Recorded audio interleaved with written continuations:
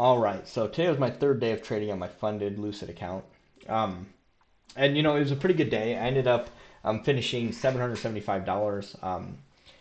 I took several trades today, but kind of the big difference is today I got down $1,100. So it was a pretty scary day for a little bit there because I lost $2,100 yesterday, and then losing being down $1,100 today. This was up until about 2 o'clock when I was down $1,100, and it was a little bit scary. It was like, man, I'm gonna blow up this damn account. And now I'm on YouTube showing everybody how bad I suck, and it's a different thing, like putting yourself out there in this way, and trying to show people how to trade when I'm failing, and that's a hard thing to swallow. It's embarrassing. There's part of me that wants to just stop this YouTube shit and just go back to just trading in solitude. But I think it's important that if I can help, that I do help because, like I said in the past, I would guess I've lost 6 to 7 years of my life not understanding how trading is actually done and following the fake gurus and all that stuff. So, um, I think it's super important that you guys see what it's really like to actually trade and not just have some gambling system that sometimes works. Anyways, so today I ended up making $775 overall. On the last trade that I took, I finished it with about 2,000. I did get up to 3,000 at one point, but ended up giving 1,000 back when it pulled back. So you can see I got in about here and then exited here. At the end of the day, as soon as the day's over, Lucid removes the little arrows that shows where you entered. So you can see it from up here where I entered. I did my standard entry. I'll add a link in where I explain my strategy, and then I even have a video that's similar to a video that I'm just posting today as well, where it shows me open a trade, close a trade, go through the whole motions, all that stuff. It was on a demo account, so the emotions are going to be a little bit different. But this one was on my live funded account. So I did upload that. It's about 100 or it's about 1 hour and 40 minutes, so it's very long, and very boring, I'm sure. But through that, you get to see me fight the emotions of trying to keep a trade open. Because when you put yourself in my situation where I was down $2,100 yesterday, I come in today, I'm down $1,100. It's 2 o'clock in the afternoon. I should maybe stop trading because I suck so bad that I'm about to blow up my account on my third day. It was really really hard to then enter a trade at 2 o'clock, get up to $1,100 where I could then say I'm at break even for the day. I didn't lose money. I could walk away. It was hard to not close that trade at that moment. And then I got up $250 overall for the day. And then it was like, hey man, if I close the trade right now, I just hit the second of 5 days that are required to get a payout from Lucid. That's a big deal, right? So I almost closed it because of that. And then at some point I got to where I was actually like, I believe I was profitable on the day, like profitable overall on my account. Like I made up the $2,000 from yesterday and then plus the $1,100 today, and I think I was actually profitable for a moment. Um, and then that pulled back, and that ended up where I closed the trade. But I was over 3,000 on the trade after an hour and a half. And this is the important part that I want to stress to everyone is that we take these trades and we try to have a 40% ratio or something like that. I think I lost 4 trades today. I want to say I lost 4 trades and won one trade, and I made $800. The reason is because of adding. The reason is because I'm an active trader. I'm not just entering a trade and just hoping it goes. I'm watching it go. I'm watching it. I'm paying attention. I'm studying it. I'm making sure it's still going. I'm going to run away if it's not going, and that sort of thing. You also get to see like right here on after I entered, shortly after I entered, I got a double bottom, what I call a double bottom right here. So this is where I normally would exit a trade, but I didn't exit the trade there because I didn't have enough money in profits. And that may sound weird, but the point is that I'm understanding my risk reward ratio at that moment. At that moment, I only have $250 at risk, um, but I have all this potential, right? So down here, where this double bottom comes in, this is where I should have exited my trade. The reason I should have exited it there because I was up $3,000 just a minute ago, and now I have that to lose without that much more potential because what am I going to get another 100 points maybe? Now, 100 extra points would have resulted in another $3,000. So don't get me wrong, that's a lot. But when I say I risked I'm risking $3,000 to make $3,000, that ratio is not very good, right? It doesn't add up to be a valuable ratio. Yet 3,000 is great, but if I have to risk $3,000, then that's not very good. Um, so it's interesting that when you actually really start trading, it's not as simple as I open it here and hope it goes, because that doesn't make any sense. And if you're really thinking about it and you stop for just a moment and you really give it your honest thought, do you think that the smartest, most well-funded, huge institutions are trading that way? Do you think that that's what they're doing? Do you think that these traders that are making millions of dollars a year, that they're really just opening a trade and just, oh, please go, please go, please go?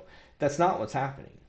And when you really think about it, the competition that you're going against in the markets, do you think that that's what these high performance people are doing? They're not. They're not doing that. They're trading. They're active. And so even though it's an hour and a half, and maybe you don't have time to watch it, that's fine. You don't have to or anything like that. But it's it's super insightful to understand what it actually is to be a trader. And this isn't just to teach you, because throughout that whole trade, that hour and a half, I pretty much didn't stop talking. I'm trying to teach things as I'm going. I'm trying to explain where this is at. I think out loud now. I don't just think in my brain. I'm saying things out loud. You'll hear me pray to the chart gods. I'm pretty sure I prayed in that video. I'm pretty sure I talked about my children and how important it is that I hold on to this trade and don't run away, because I won't be successful if I just run away from all my positive trades.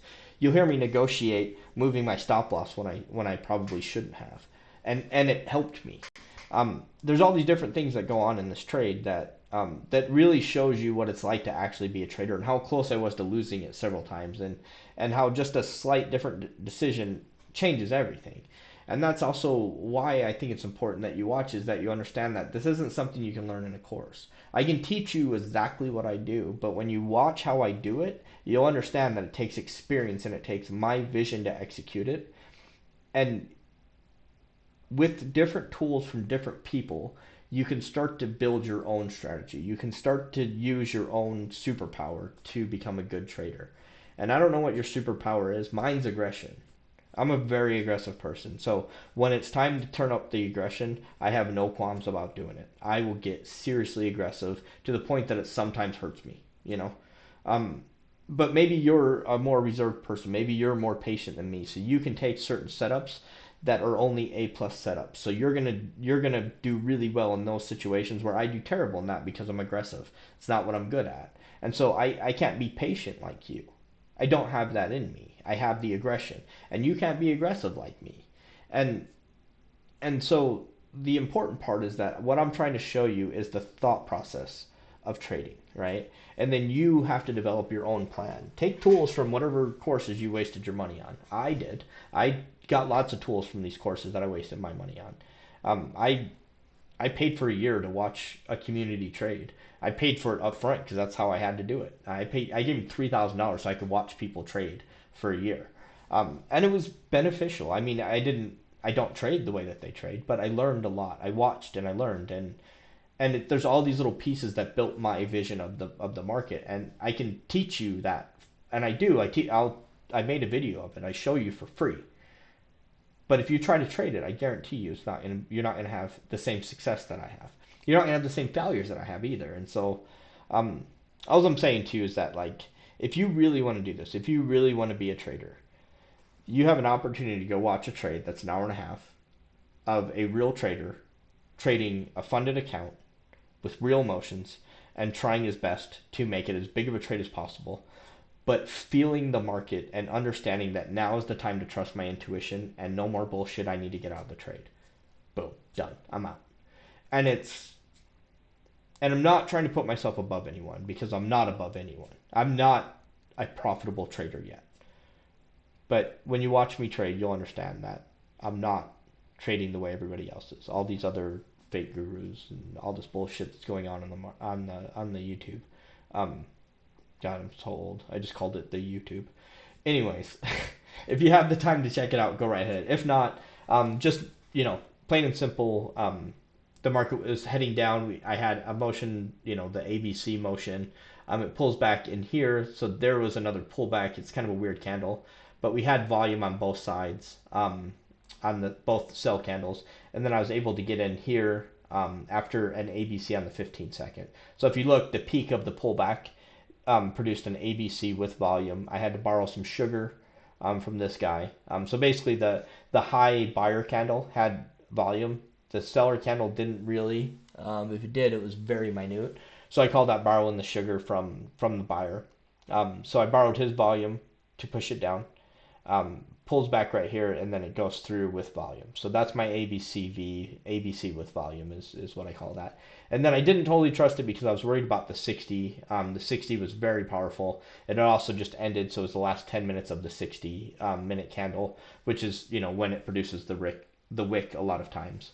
Which you can actually see right here where it produced the wick. So it scared me pretty bad that I was gonna get hit because I didn't know how big the wick was gonna get. You can see it got pretty big. Um, so anyway, so once I get in, I waited until I was at 50%. So I got in with 52 points. So I had to wait till I was at 26 points before I could start adding. And that's how I've decided is the best way to reduce my risk overall, so that I can start adding with only half the risk on. And then as I add, it only reduces it by like $20 or something like that. So I just added several times. I ended up getting up to 15 contracts by the time I was done. I started at 5, ended at 15. So I started getting $10 a point. By the time I was down here, I was getting $30 a point. And then, at this point, down here, it finally let me know, like, hey, it's time to get out. I kind of break down the momentum shift and how I saw it, and the tools that I use to see it. And just to show real quick what I do when I'm worried about momentum is I will measure it out and take a look at it. Now, this isn't perfect. I try to draw it better than that. But you can see, as you're looking at it, you can see we had a nice move. It pulls back pretty deep, but it just explodes out here. It pulls back just a little bit, explodes through, and then it pulls back here, and it's like, ugh. Now, when it explodes through here, when you look at that difference, this guy is 122 points. This guy is 88 points. So it's much smaller, right? It's a much smaller movement. Now let's look. Now when we look at the pullbacks, you can see this guy had a decent sized pullback right here, but it's also in part because of that wick. The point is that you can see that though when you draw it out like that, it becomes much more obvious than when you're just looking here. You can see it for sure, but to me anyways, it helps my eyes when I actually draw it out. It helps me visualize it a little bit and helps me see it better.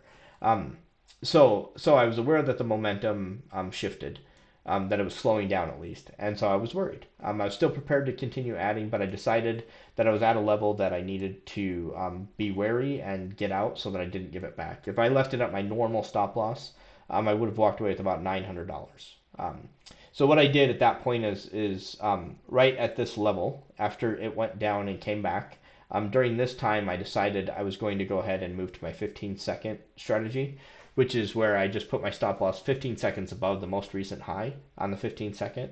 And then every time it gets lower, so like right here, I was waiting for it to break lower. If it would have broken lower, I would have started adding again. And then I would have also moved down my stop loss down 5 points above here. So that's how I do my 15-second entries or exits when I'm like, okay, that's enough. I need to get out of this trade. There's something wrong, momentum, whatever. I get uncomfortable. That's what I start doing. So that's what I did.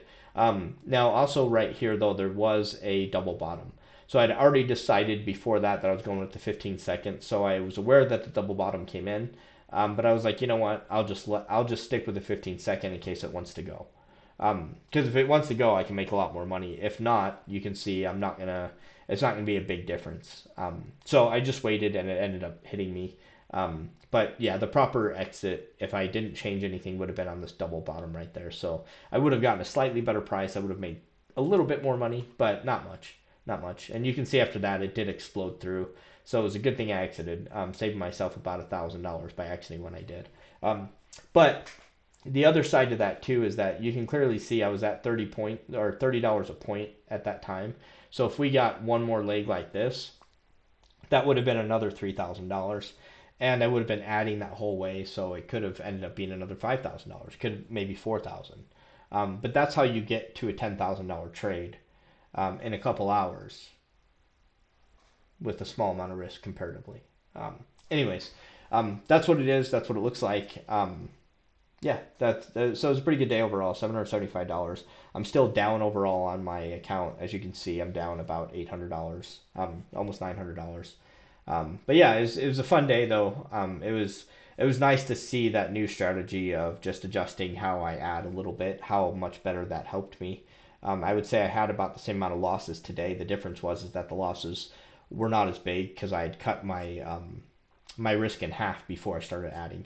So that made a big difference. Now again, if I have a $25,000 account, I'm not going to do that. I'm going to start adding immediately because I'm okay with losing $2,000 when I have a $25,000 account. I'm not okay with losing 2,000 when I have 4,500. Big difference. So yeah. Thanks for checking this out, though. I hope you guys had a good day, and I hope you guys made some money.